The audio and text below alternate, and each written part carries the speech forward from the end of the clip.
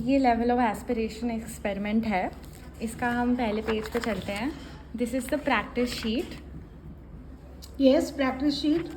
इस पे आपको इन सर्कल्स पे ह्यूमन फेस बनाना है। पहले Left हम राइट आई बनाएंगे, फिर हम लेफ़्ट आई बनाएंगे, फिर नोज़ और फिर माउथ। ये है हमारा एक्सपेक्टेड स्कोर। ये तुम्हारा सब्जेक्ट खुद से सोच के लिखेगा कि वो इस प्रैक्टिस में कितनी बार ये फेस बना पाएगा, और उसके बाद 30 सेकंड का टाइमर में वो एक्चुअली कितने बना पाएगा वो एक्चुअल स्कोर इधर लिखना है। उसके बाद आते हैं हम GDS पे। GDS is goal discrepancy score. Expected score on this trial minus actual score on the immediate past trial. इसलिए हमने प्रैक्टिस रखा है क्योंकि GDS के लिए हमें एक इमीडिएट पास्ट ट्रायल का स्कोर चाहिए होता है। This is what trial. Now this is first trial. This is our first trial.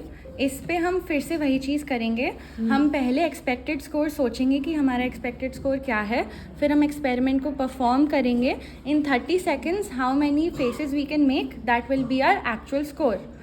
Now the GDS calculated will be, यहाँ पे जैसे आपने एक्सपेक्टेड स्कोर 20 लिखा है, मीन्स आपने सोचा कि आप 20 फेसेस बना सकते हो, लेकिन एक्चुअली आपने 28 बना दिया, तो एक्चुअल स्कोर आ गया 28। ठीक है, तो GDS क्या हो जाएगा? GDS हो जाएगा गोल डिस्क्रिपेंसी स्कोर, मतलब expected score on this trial minus actual score on the immediate past trial. तो इसमें एक्सपेक्टेड स्कोर था 20 और एक्चुअल स्कोर था प्रीवियस ट्रायल में 22। तो 20 माइनस 22 इज -2। तो आपका GDS आ जाएगा -2। Is it clear to everyone? Okay, now attainment discrepancy score. For this you only need this trial. इस पे आप अपना एक्चुअल स्कोर लिखोगे जो आपका इस ट्रायल में आया है, minus the expected score.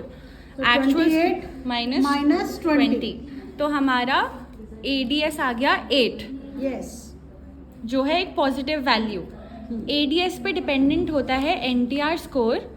NTR score की 3 वैल्यूज़ निकल सकती हैं इधर, क्योंकि हमारा एक्चुअल स्कोर एक्सपेक्टेड स्कोर से ज़्यादा था तो हमें 8 मिला, इसका मतलब पॉजिटिव वैल्यू होगी इधर।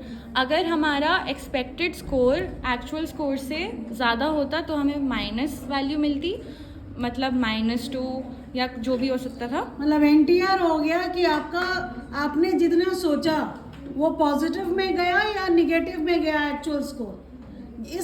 इसमें जैसे 20 है एक्सपेक्टेड स्कोर और एक्चुअल स्कोर है 28।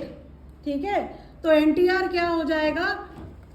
28 माइनस 20 प्लस 8। आपने जितना सोचा था उससे ज़्यादा हुआ तो प्लस हो गया।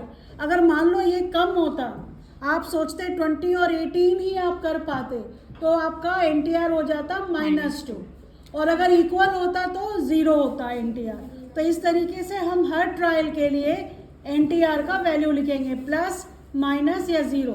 फिर से बता दूं, जितना आपने सोचा अगर उससे ज़्यादा है तो वो प्लस में होगा, जितना अगर सोचा एक्सपेक्टेड उससे अगर कम है तो माइनस में आएगा, और अगर बराबर है एक्सपेक्टेड और एक्चुअल तो वो 0 आएगा। Clear to everyone? चलो, इस तरीके अब हम सारे ट्रायल करने के बाद ये टेबल में भरेंगे। जो भी हर ट्रायल का है, प्रैक्टिस का छोड़ देंगे, हर ट्रायल का GDS, ADS और NTR प्लस माइनस के साथ यहाँ पे लिखेंगे। प्लस वाले को सबको ऐड करेंगे, माइनस वाले को ऐड करेंगे। फिर क्योंकि यहाँ पे ट्रायल्स जो हैं, नंबर ऑफ ट्रायल्स 10 हैं, तो मीन निकालने के लिए सबको हम 10 से डिवाइड करेंगे। जो स्कोर आएगा उसके बाद हम स्कोरिंग की निकालेंगे। स्कोरिंग की दिखाओ बच्चों। स्कोरिंग की से कंपेयर करेंगे कि ये हाई लेवल ऑफ एस्पिरेशन है या मिडिल लेवल ऑफ एस्पिरेशन है, इस तरीके से। ठीक है, अगर परसेंटाइल 95 आया GDS, आपने देखो यहाँ पे लिखा हुआ है, तो फिर इसका मतलब है कि ये हाई एस्पिरेशन है। Okay, thank you.